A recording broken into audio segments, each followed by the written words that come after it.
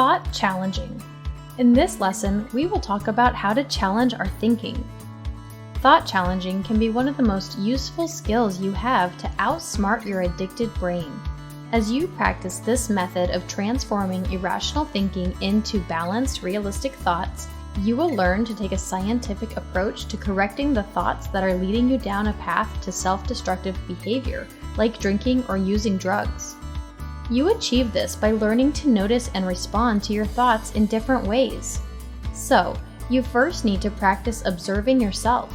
You do this by practicing noticing your triggers, your thoughts, and your cravings, as we did in Lesson 5, and then you will practice questioning whether your thoughts are rational, especially the ones that relate to drinking or using. Thought challenging is a practice of questioning your thoughts about drinking and using by asking yourself if you have evidence that they are true. After you question the evidence for your thoughts, you will find that if you don't have evidence to support what you are thinking, then you will identify more rational, evidence-based ideas that you can tell yourself instead. New, healthy, balanced thoughts will help you make behavior changes. You can set out to accomplish your recovery plan. Let's take a look at some examples. A triggering situation. Hanging out with drinking buddies at a party and your red flag thought is, "Oh, I'll just have one drink. It's no big deal. I can control it." So that's something you want to note. It's like, oh, there's my thought. There's my pattern. Then you want to put your thoughts on trial. This is something you do on paper, or hopefully eventually you can just do it in your head. But you ask yourself, really? Is one drink okay? Can I really control my drinking enough to stop after one drink? So the facts. Yes, having one drink is not destructive, but it's also been a long time since I remember the last time I stopped after one drink. The likelihood of that is extremely low. Is it true for you? Can you really stop after one drink or after one night? A response that you may say to yourself is, okay, for me, one drink is a big deal.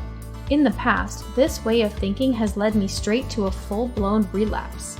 There's plenty of evidence that I practically never stop after one drink, and I'm not able to control myself once I start drinking. So, your triggering situation is feeling depressed or feeling very low in energy, and your red flag thought is, cocaine is the only thing that makes me feel better. It will help me get stuff done. Your thoughts on trial. Will the cocaine make you feel better? Is cocaine the only thing that will make you feel better? And will cocaine actually help me get things done? The facts are, at first, yes, it will make me feel better.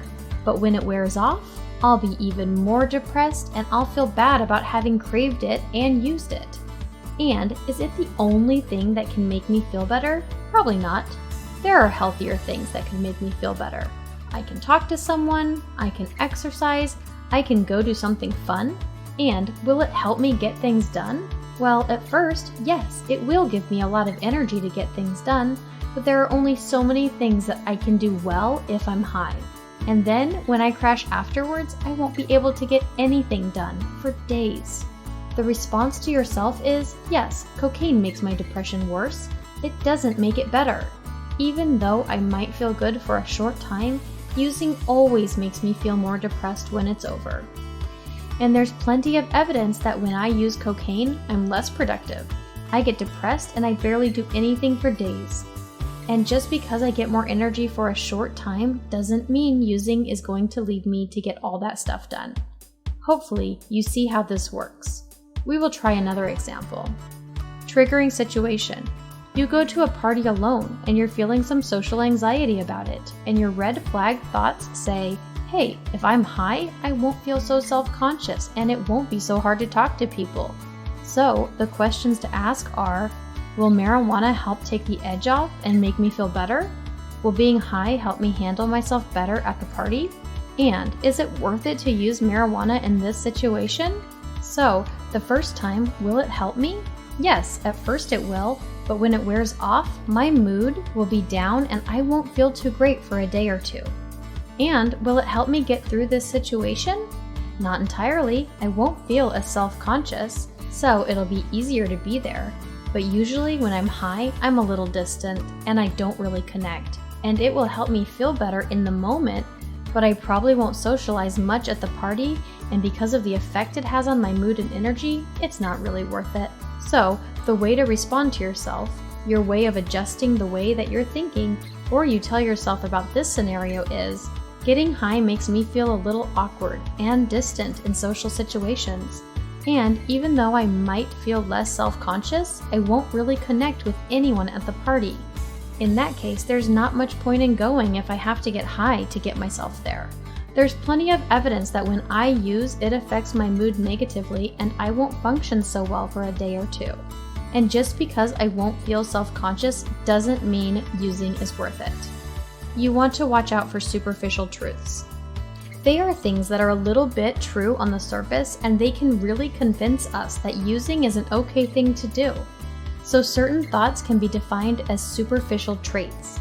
There may be some short-term benefits of drinking or using that gives the decision to slip or relapse a major appeal. This can be confusing because it's a rational element of your thought process about drinking or using, and it does feel good at first. That's true. You can relieve anxiety in the short term. That is true. If you think about it, you'll find that it makes sense that there are some positive effects to drinking or using drugs. That's why we use. Otherwise, you wouldn't have found yourself doing it more often in the first place. Thank you for choosing the Recovery Village. If you or a loved one are struggling with mental health or substance abuse and would like to find out more about the programs we offer, please reach out to us directly at 855-387-3291.